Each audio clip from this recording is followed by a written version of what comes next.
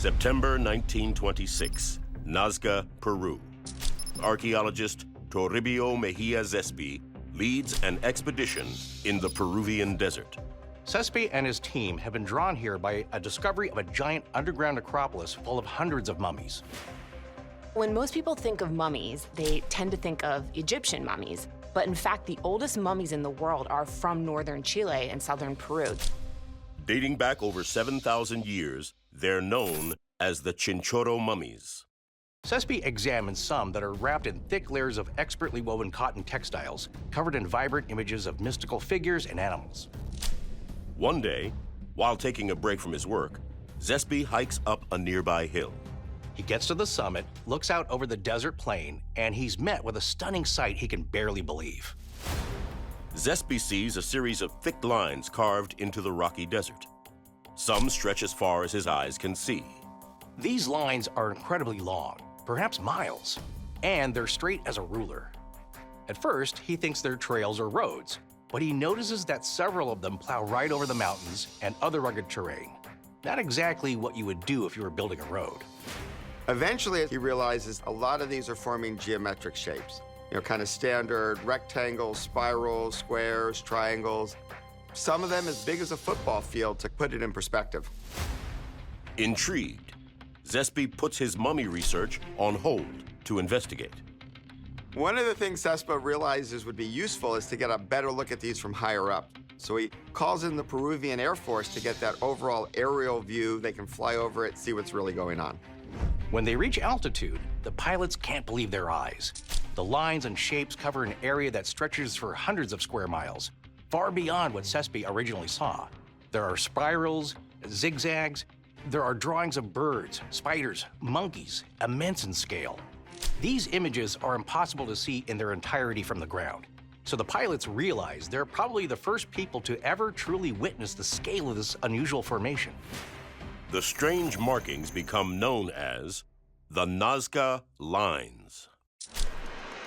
When you look at how many lines are actually there, it's an incredible number. Over 800 lines total, hundreds of geometric shapes, and at least 100 animals are present in this whole area. Some of the lines are thousands of meters, all the way up to 25 miles, and this is quite incredible.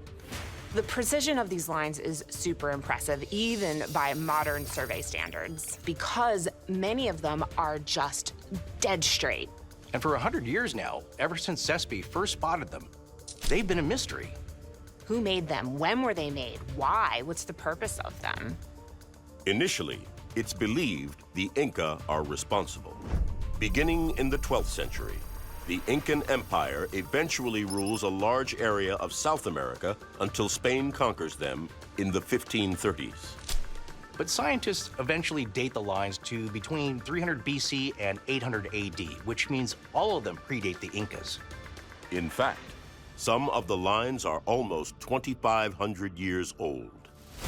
We know they didn't just appear out of thin air, but there is virtually no historical record of previous societies in Peru, because the Incas, and later the Spanish, made it a policy to suppress and destroy every trace of the cultures they conquered. The ground is covered with a desert varnish. It's these small pebbles and rocks that have this black patina on them.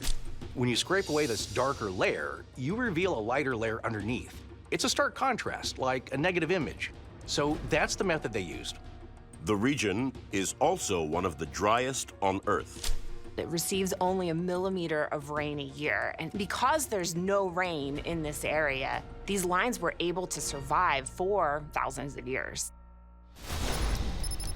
In 2019, Japanese scientists revealed their belief that the Nazca Lines were created as a prayer for rain, a plea that unfortunately failed. In the early 5th century, this culture suffers their most extreme drought of all. It's so bad that Kawachi is abandoned. There's no more sacred city for their rain and water rituals, no place for a pilgrimage. But after the drought, there are still artifacts and human remains that suggest people were still coming to the Nazca Lines. So I think when you start to make theories about the Nazca Lines and their purpose, you have to split them into two distinct periods. What were they used for before the drought, and what were they used for after? I think before the drought, the 2019 theory about the prayers for rain is probably one of the best options. That seems to check all the boxes. As for their use after the drought, a scientist in the mid-1990s thinks he's figured it out. So in 1996, David Johnson, who is an American scientist, traveled down to this region, and he is the first to really recognize these large, almost well-like structures in the desert that we call puquios. The puquios are the spiral-shaped stone staircases around a hole that leads underground to stone-reinforced tunnels under the earth lined with waterproof clay. The locals really talk about these as connected to an irrigation system, a way of getting water to flow throughout the area. One of the interesting things is how old they are.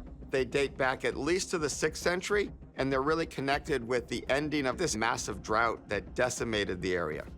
Johnson realizes there's a connection between the Nazca Lines and these puquios and starts working on a theory of his own. He believes after the drought, the Nazca people repurposed their famous lines and created a map for one of the world's most sophisticated systems of water management. Johnson finds 2 underground water sources in the Nazca Desert to support his theory. The first are rivers, which flow down from the mountains before going underground through this region. The second are geological fault lines that run north to south that bring up their own water from deeper beneath the water table. When you look at this area, not only is it one of the driest, it's also one of the most seismically active areas, and so there's actually a lot of fault lines in this region.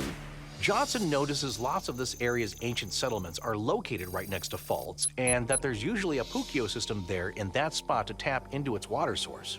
And right on top of the faults, in almost every case, he finds there are Nazca lines marking their paths. The geometric shapes were designed to track and locate underground water sources.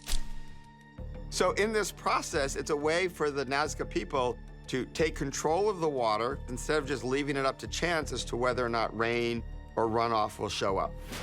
These puquios ensure a reliable supply of water year-round, meaning they're able to turn this arid desert into arable farmland, strictly through their own ingenuity.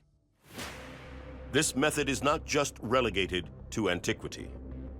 Johnson is impressed that the locals are still using the system the Nazca created some 1,500 years later. There are around 30 of these puquios still in use in the Nazca Valley.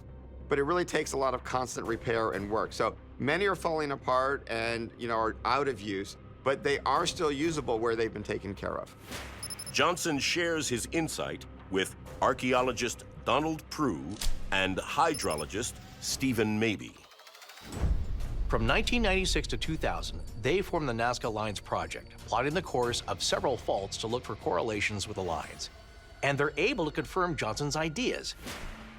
In almost every case they study, they find Nazca Lines charting the path of the faults and pointing to where the faults cross adjacent ridges. As they finished it, they really came away feeling like they had solved one of archaeology's greatest mysteries. If this theory is correct, the Nazcans have created a map of the underground water sources which they can now tap into to survive. It's like your local water utility map on a 1-to-1 scale. This is a complex but effective way of recording knowledge onto the Earth for later generations to use. But what about the animal shapes? This is why we think the Nazca Lines may have been repurposed.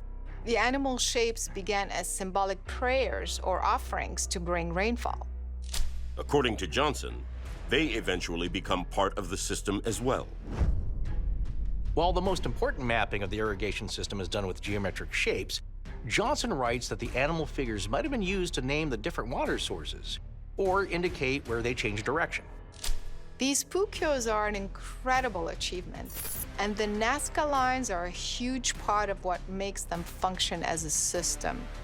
People still thrive in the desert area because of the knowledge they receive from the lines. A map for survival written in the sands.